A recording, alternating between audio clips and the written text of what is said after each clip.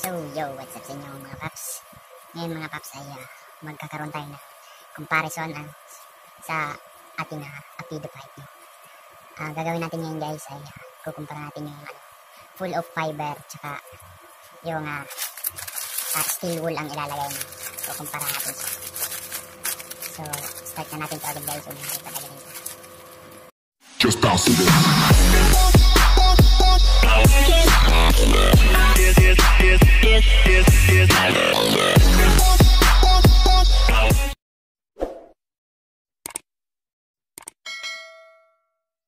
So, ayan nga pala guys yung mga ating gagamitin guys. Ito nga, Allen, pantanggal ng tip. Tapos, Scotch-Brite o steel wool. So, itong gagamitin natin guys. Dalawa lang yung gagamitin ko. Ayan, dalawa lang. Kung kulang siya guys, pwedeng siyang gawing 3 o 4, depende sa inyo. So, dalawa lang muna gagamitin ko. Tsaka ito, T-wrench, pang siksik. So, yan lang guys. So, ito pala guys, ang Apido ko guys is full of fiber mat So, tatanggalan ko siya ng konti para malagyan ng steel wool. So, isisingit ko na lang yung sound check na ating full of fiber mat. So, una natin, tanggalin natin yung tip.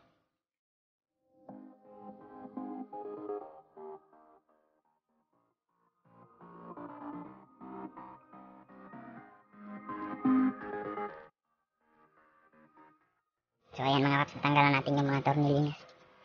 Bubuksan na natin.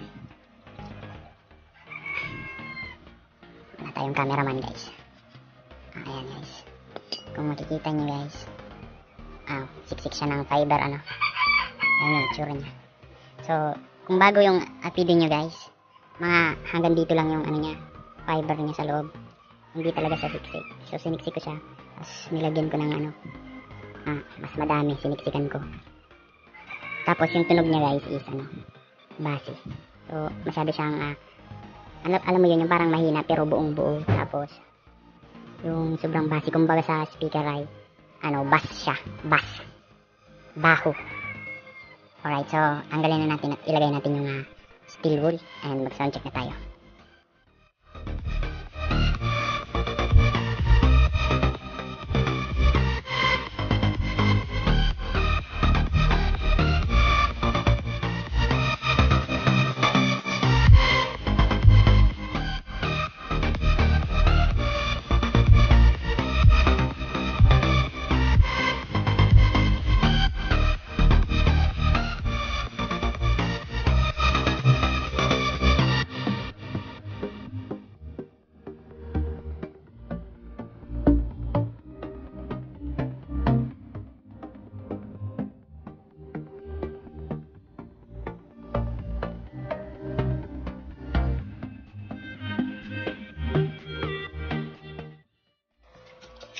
So, ayan mga paps Ayan, okay na yan.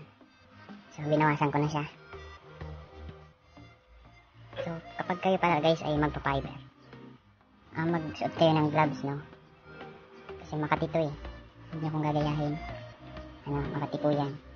Tapos, kapag magre-fiber naman kayo, dapat bago nyo pa ilagay, basahin nyo muna para hindi lumipad. So, ayan lang mga paps. So, lagay na natin yung steel wool.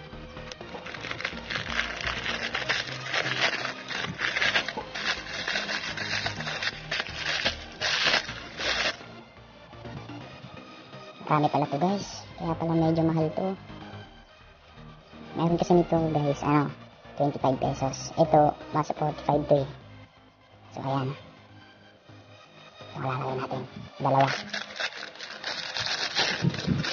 45 ang isa nito guys. Meron nito yung tig 25. Di ko lang alam kung pareho sila kalaki. Ito lang kasi yung nasa market dito. So, ayan. So, without further ado, ilagay na natin to. Alright.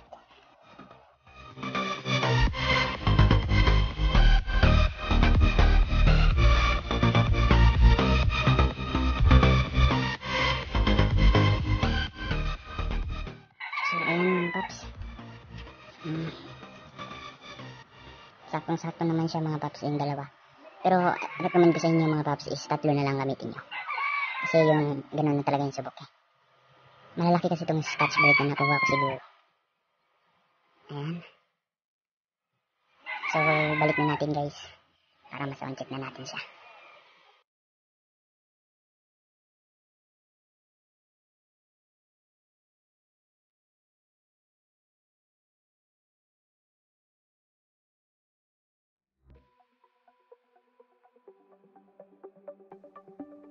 Kita nyo ba yan guys? Yung parang alikabok na yan. Galing po yan dito sa fiber. Ano? Makati po yan. Pwede po yan pumasok sa mata nyo o sa ilong nyo. At magbahin kayo.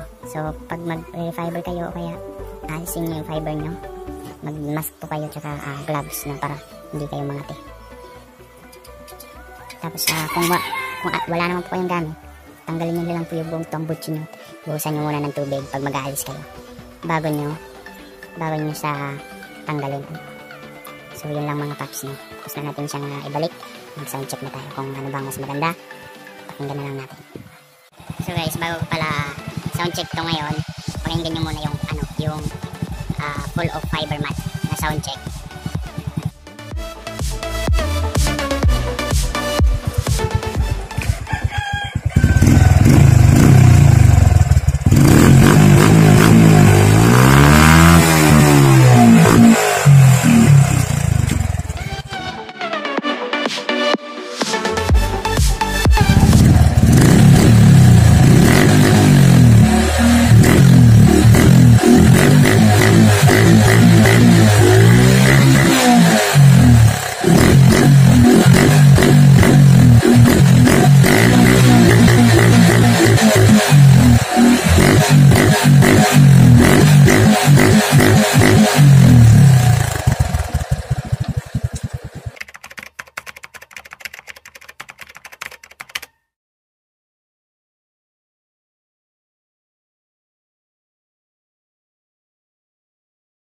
Ayun guys, bigay lang ako sa inyo ng komento, no?